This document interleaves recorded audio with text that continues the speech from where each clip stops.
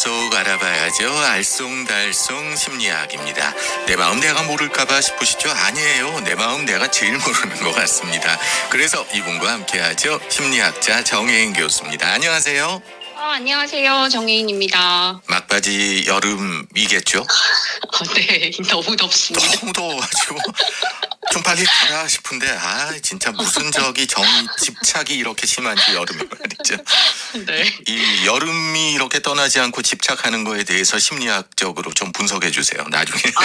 글쎄요. 이거는 제가 좀. 알겠습니다. 제가 오늘 어떤 이야기 할까요?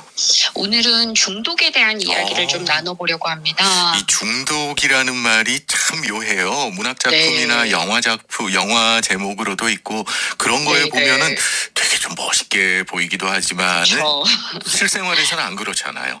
맞습니다. 이게 무서운 것이 인간의 뇌에 사실 이 중독을 일으키는 아편 비슷한 체내 자연 진통제라고 할 수 있는 엔돌핀이라고 하는 것의 역할과 그리고 또 자연적으로 생성되는 어떤 신경 전달 물질 중에 도파민과 세로토닌이라고 하는 것이 있어요. 그런데 이것들이 중독을 일으키는 몰핀 같은 것이 들어왔을 때처럼 똑같이 편안하고 기분 좋은 쾌락을 만든다는 거예요. 그런데 이게 실제로 마약이나 코카인 같은 약물이 유입되어서 몸 안에 들어오기 시작하면은 안타깝게도 더 이상 체내에서 이런 천연 약물이 생성되지 않는다는 겁니다. 그래서 바깥에서 제공되는 물질에만 의존하게 되고 얼마 지나지 않아서 만약에 이게 더 이상 상태가 빠지게 되면 이 뇌는 자체적으로 만들 수 있는 엔돌핀, 도파민, 세로토닌 이런 것들은 생산을 멈춰버리게 되고 이 합성 물질에만 적응하게 된다는 거죠. 그러게 말이에요. 그러니까 아예 애초에 손을 안 대야 되는데 알코올도 비슷할까요?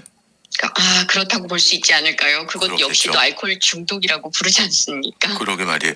제가 이게 약간 다른 이야기이긴 합니다만은 우리 출산하잖아요. 출산할 때 맞습니다. 고통이 엄청난데 뭐랄까요, 아기가 태어나는 그 순간에 엄청나게 이런 도파민이라든가 이런 게 쏟아진다고 하더라고요. 네, 맞습니다. 그 출산 때 나오는 어떤 이 아편 비슷한 물질을 오피오이드라고 하는데요. 이 오피오이드 역시도 엔돌핀하고 비슷하게 이 고통을 좀 덜하게 만들어주죠. 그러니까 어머니들이 둘째 아이, 셋째 아이 그러니까. 계속 제가 그 말씀드리려고 했던 건데 하여튼 이렇게 우리 몸속에서는 치유라든가 여러 가지를 위해서 자연적으로 만들어지는 건데 밖에서 들어오고 나면은 우리 뇌가 내가 할 필요 없네 하고는 적응해 버린다는 거 아닙니까? 네, 맞습니다. 이게 굉장히 무서운 거고요. 사실 코카인이라고 하는 것이 19세기 영국의 유모들은 발작을 일으키는 갓난아이를 달래는데 천국의 우유라고 하는 이 아편을 사용을 했다고 합니다. 그러니까 19세기에서 20세기 초에 미국과 유럽의 각 가정에는 마치 꼭 있어야 하는 가정 상비약처럼 이것이 쓰여졌고요.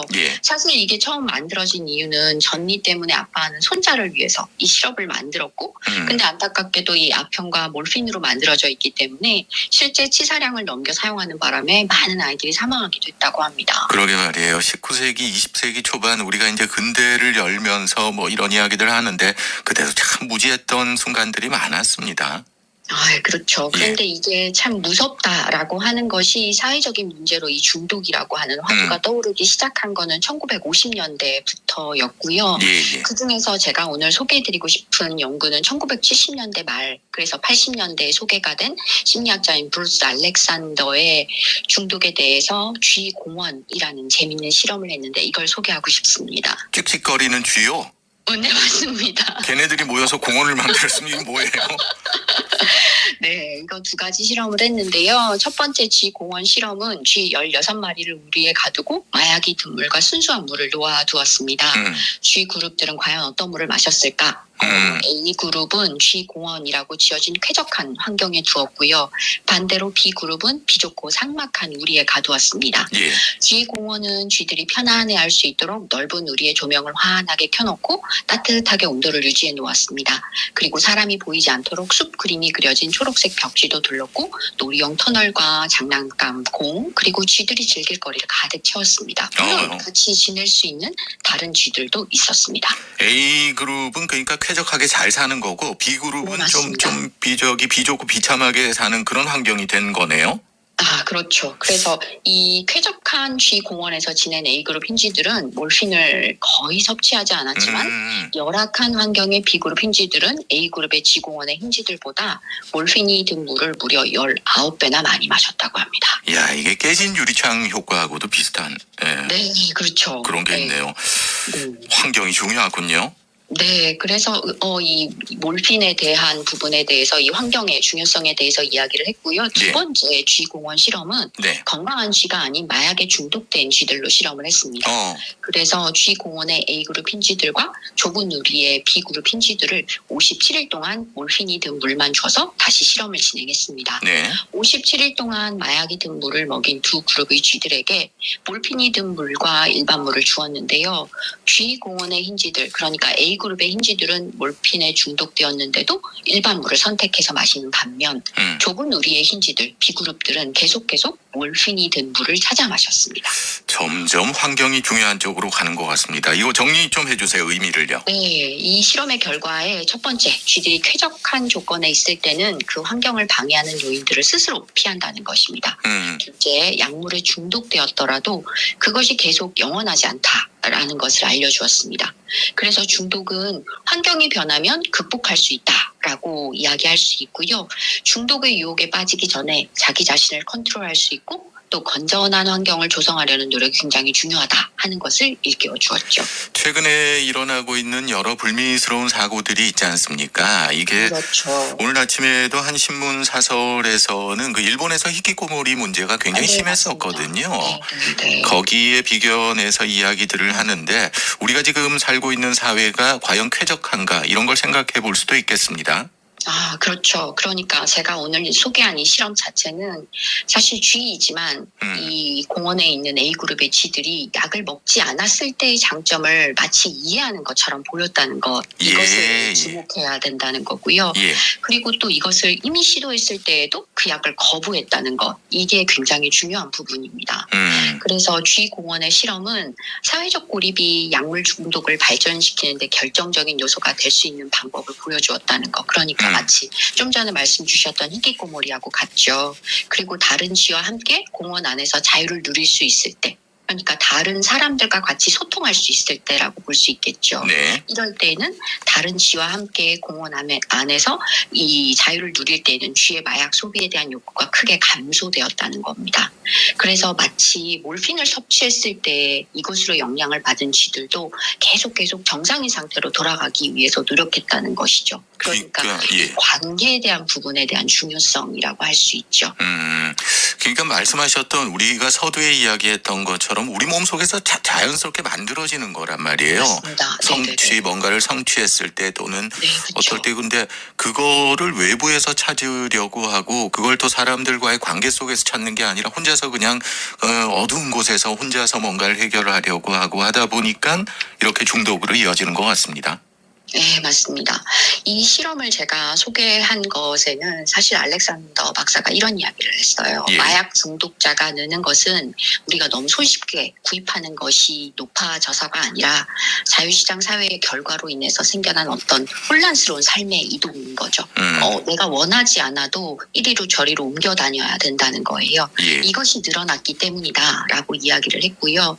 이러한 자유시장 사회의 경제적 필요에 따라 사람들을 이리저리 쫓아내다 보니까 옮겨 다니게 하는 마치 상품처럼 취급했다는 것이죠. 이런 냉혹하고 불안한 사회가 마약을 찾게 만들었다는 것입니다. 그래서 약물 중독 문제를 약의 문제로만 보면 마약을 단속하고 처벌하는 것이지만 지금과 같은 마치 현실의 마약 문제는 사회 문제도 살펴보아야 된다라고 하는 것을 이 지공원 실험에서 주목할 필요가 있는 거죠. 그러게 말이에요. 1950년대 앞서 말씀하신 것처럼 이런 실험이 이어진 것도 50년대 비틀 제너레이션이나 60년대 히피들에 의해 가지고 이게 많이 소비되고 하다 보니까 70년대 이런 실험이 있었지 않을까 싶은데 중요한 실험 결과 같은데요. 그렇죠. 이 실험에서 보여지는 이 약물 같은 경우에는 사실 이 약물 중독이라고 하는 것이 2차적이고 굉장히 진행적인 질병이거든요. 예. 그런데다가 또 굉장히 만성적인 데다가 사실 한 번 손댄 사람은 계속 손대게 되는 재발이 높은 치명적인 질병입니다. 네. 그렇기 때문에 이 약물 남용은 어떤 한 사람을 병들게 하면서 시작하지만 사실 결국은 사회 전체를 병들게 한다는 겁니다. 그래서 이 약물 사용으로 인한 어떤 스트레스나 분노나 수치심이나 죄의식 그리고 내가 그것을 선택하게 되는 두려움과 외로움 이러한 어떤 특정한 정서 상태가 본인 스스로 비정상적이 아니라는 것을 배워야지 되는 거죠. 그러면서 이런 감정들을 적절하게 표현할 수 있어야지 되고 또 나의 정서적인 욕구를 어떻게 만족시킬 것인가를 다시 새롭게 배워야 할 필요가 있다라고 하는 말씀 드리고 싶습니다. 그러게 말이에요. 단속하고 처벌 이게 우선하는 것보다는 우리 사회가 현실적인 문제란 말이에요. 우리 눈앞에 그렇죠. 있는 네, 이걸 맞습니다. 조금 더 생각해 봐야 될 것 같습니다. 결론 내려주시죠. 제가 오늘 이것을 소개한 이유는 사실 사회가 굉장히 흉흉해지면서 사건 사고도 너무 많아지고 있고요. 너무 쉽게 쾌락에 빠져드는 어떤 다양한 약물을 선택하는 것에 대한 안타까움 때문입니다. 그래서 마치 알렉산더 박사의 실험에서 우리가 알아낸 것처럼 약을 선택하게 만드는 다양한 어떤 사회적인 현상을 새롭게 한번 조명해 볼 필요가 있음을 말씀드리고 싶었고요. 예. 굉장히 중요한 것을 꼭 기억해 주셔야 되는데 약물에 빠지게 되는 것은 사실 어떤 개인의 문제가 아니라 사회 전체의 문제이지만 회복을 하는 것은 온전히 어떤 그 특정한 한 사람 개인의 몫이라는 거 말씀드리고 싶습니다. 그러게 말이에요. 앞서 말씀하신 것처럼 빠지게 되는 건 사회적 문제다. 이 부분에 방점을 둘 필요가 있지 않을까 싶습니다. 자, 오늘은 중독에 대한 이야기 나눠봤습니다. 심리학자 정혜인 교수였습니다. 오늘 감사합니다. 네, 감사합니다.